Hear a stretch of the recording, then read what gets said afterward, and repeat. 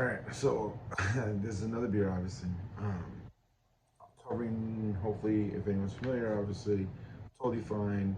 I'm just stating the obvious. For anyone who hasn't really thought of it, seen of it, or got mentioned to about it or anything, this is covering a Mango Smash Tropical IPA.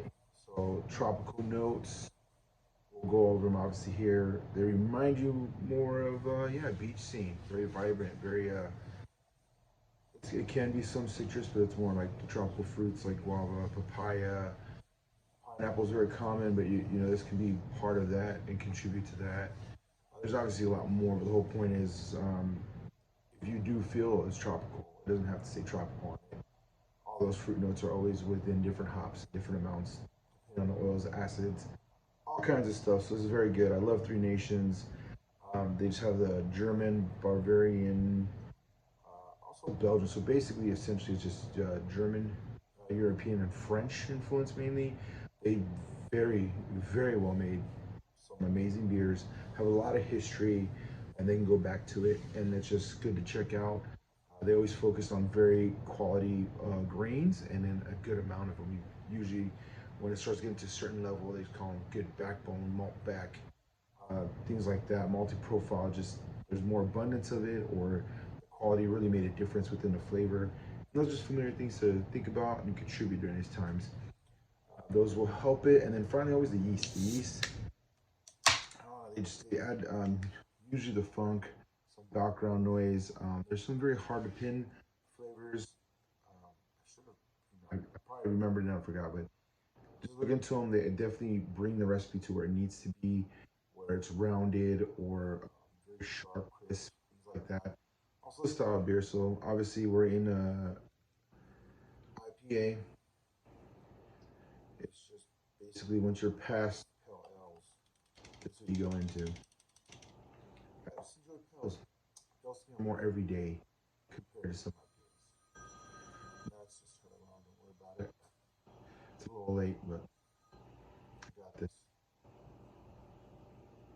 Yeah, it has definitely the yeast itself has its own smell, but with the fruitiness of the hops, it is very mangoey. Obviously, put mango in it to really draw out that extended. Mango's just its own thing. It's not quite citrusy. It's like cream-like almost. It's very interesting texture. I enjoy them. I eat the crap out of them. I love them. And in liquid form, yeah.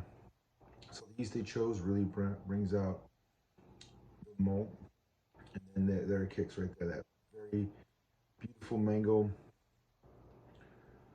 Let's say papaya, definitely papaya. Just really extend out because they have very similar textures, different flavor, similar textures, and that just seems to be the main ones going with the malt and really extending out and really catching my attention. Obviously, there's probably more. Let me see. Nope, citrusy scent, balance, tropical fruit. The hops is at the end. It is a little intense for me. I enjoy it. So if you're gonna be a person that's not super big yet, you're like building your way up. I would only get one of these if you can, or people to share with, so you don't have to drink the whole six pack.